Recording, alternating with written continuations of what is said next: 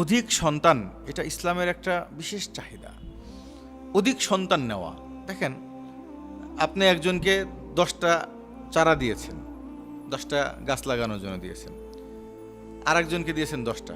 তো একজন করে কি, সে গর্ত খুঁড়তেছে, গাছ লাগাচ্ছে, সে 10টায় লাগাই ফেলেছে। আর একজন গাছগুলো রেখে দিয়েছে, অন্যায়ভাবে গাছগুলো শুকায় মরে গেছে। তো আপনি কার উপর খুশি হবেন? যাকে যেই কাজ দিয়েছে সে যত বেশি কাজ করতে পারে। তো আল্লাহ তাআলা দুনিয়াতে কিন্তু মানুষ আসার সিস্টেম শুধু একটাই রাখছেন। আল্লাহ যদি চাইতেন ইন্নী জাইলুন ফিল আরদি খলিফা, সেটা কিভাবে ফেরেশতার মতন একবারে বিলিয়ন বিলিয়ন বানায় পৃথিবীতে পাঠিয়ে দিতে পারতেন। বা এমনও হতো যে না, আসমান থেকে প্রত্যেক বছরে 100 জন 200 জনকে নাজিল হবে। কিন্তু আল্লাহ তাআলা সিস্টেম কিন্তু একটাই রাখছেন, ইন্নী জাইলুন ফিল আরদি খলিফা। দুনিয়াতে বিলিয়ন বিলিয়ন বিলিয়ন মানুষ আসবে, বানাইছে কয়জন? প্ল্যানিং কি? মাত্র 2 জন। বিলিয়ন বিলিয়ন বিলিয়ন মানুষের প্ল্যান মাত্র কয়জনকে বানাইছে? মাত্র 2 জনকে বানাইছে। এবার বলেন, আদম আলাইহিস সালাম আর হাওয়া আলাইহিস সালাম এসে যদি এক সেজদায় আবার আল্লাহর কাছে চলে যেত, আল্লাহ পছন্দ করতো? কি ভাই, তোদের তো আমি দুনিয়াতে পাঠাইছি এজন্যই সহবাস করবে আর বাচ্চা হবে, সহবাস করবে আর বাচ্চা হবে। এজন্য আমি বলি কাসরাতুল ওয়াতি মিন সিফাতিল আম্বিয়া। অধিক ওয়াতি করা, অধিক সহবাস করা, এটা হলো নবীদের সিফাত। সুলাইমান আলাইহিস সালাম এক রাত্রিতে 100 স্ত্রীর কাছে সহবাস করছেন, হাদিসের মধ্যে আছে। এবং প্রত্যেকবার উনি মুজাহিদ তৈরি করার জন্য কি করছে? সহবাস করছে, এটা হাদিসের মধ্যে আসছে। নবী করিম সাল্লাল্লাহু আলাইহি ওয়াসাল্লাম ইয়াতুফু আলা নিসাইহিন্না বিগসলিন ওয়াহিদিন, একই রাত্রিতে 9 স্ত্রীর কাছে আল্লাহ রাসূল এক গোসলে সহবাস করছেন। এগুলো কেন আসছে? কারণ দেখেন, বাচ্চা তৈরি করার মেহনত সহবাস ছাড়া আর পৃথিবী কিছু আছে? আপনি স্ত্রীর সাথে সারাদিন গল্প করলে কি হবে? বাচ্চা তৈরি হবে। এই জন্য হাদিসের ভিতরে আছে যে স্ত্রীর সাথে সহবাস করা নফল ইবাদত থেকে বেশি উত্তম। এর কারণ কি? নফল ইবাদত করলে আপনি শুধু সওয়াব পাবেন, আর বাচ্চার সাথে সহবাস করলে আপনার মুজাহিদ তৈরি হবে। কিতাবের মধ্যে আছে যে ইন্নাল ইস্তেগাল বিন নিকাহ আফজালু মিনাল ইস্তেগাল বিন নওয়াফিল। নফল ইবাদতের থেকেও বিবাহ করাটা বেশি উত্তম। কি জন্য? বিবাহের মাধ্যমে মুজাহিদ তৈরি হবে। নফল ইবাদত করলে কি হবে? কিন্তু আপনি বিবাহ করলেই মুজাহিদ তৈরি হবে। আর এই কারণেই কিতাবের মধ্যে আছে, বুখারী রাহমাতুল্লাহ আলাইহি লিখছেন, বাবু তলাবিল ওয়ালাদিল জিহাদ। কেউ যদি সহবাসের সময় নিয়াত করে যে আল্লাহ আপনি এখানে সন্তান দান করেন, আমি তাকে যুদ্ধের ময়দানে পাঠাবো, তাহলে এই সহবাস করলে একজন মানুষ যুদ্ধের ময়দানে ঘোড়া ট্রেনিং করলে যে সওয়াব পায়, সে সহবাসের মাধ্যমে সওয়াব পাবে, কারণ তার তো নিয়াত এখান থেকে মুজাহিদ তৈরি করা।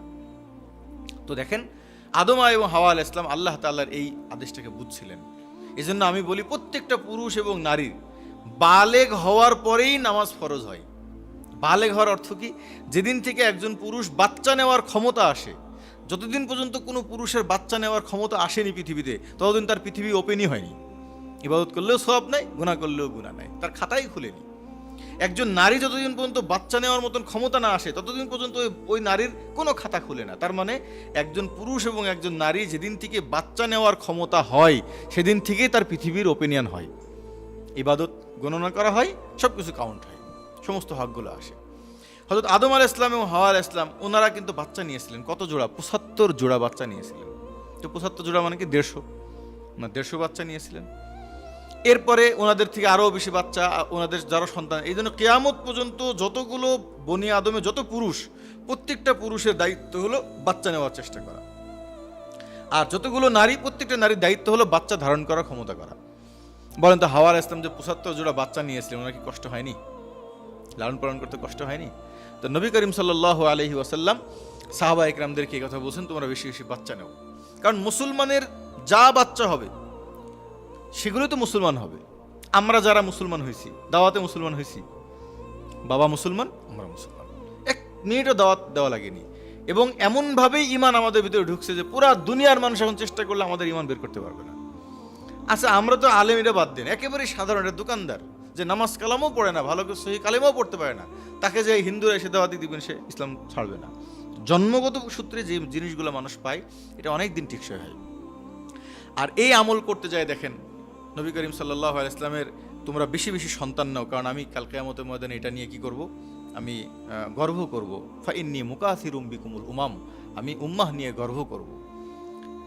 এই আদেশ পালন করতে দেখেন সাহাবা ইকরাম কি পরিমাণ বাচ্চা নিয়েছে। উমর রাদিয়াল্লাহু আনহু, হযরত আবু বকর ওনার 9টা সন্তান, হযরত ওমর রাদিয়াল্লাহু আনহু ওনার 13টা সন্তান, হযরত উসমান রাদিয়াল্লাহু আনহু ওনার 17টা সন্তান, হযরত আলী রাদিয়াল্লাহু আনহু ওনার 31টা সন্তান, হযরত খালিদ বিন ওলীদের 64টা সন্তান, হযরত আবু হুরায়রার 51 সন্তান, হযরতে আনাস রাদিয়াল্লাহু আনহু 110টা সন্তান।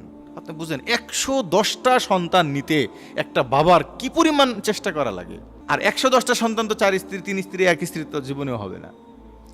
হযরতে হাসান রাদিয়াল্লাহু আনহু ওনার 340টা সন্তান ছিল। এখন ইনাদের সামনে আমরা আপনার 2টা সন্তান নিয়ে গেলে কি কিছু হবে? এবং সাহাবা একরাম, এ তো আমি যারা মশহুর তাদের কথা বললাম, আকসার এরকম। এবং আরও হলো, যদি আমরা যতগুলো সাহাবার দিকে আমরা তাকাই, সবার অধিক সন্তান, অধিক সন্তান। আর এই জন্য আজকে পুরা দুনিয়াব্যাপী আওলাদ রসুল ছড়াই গেছে কিভাবে।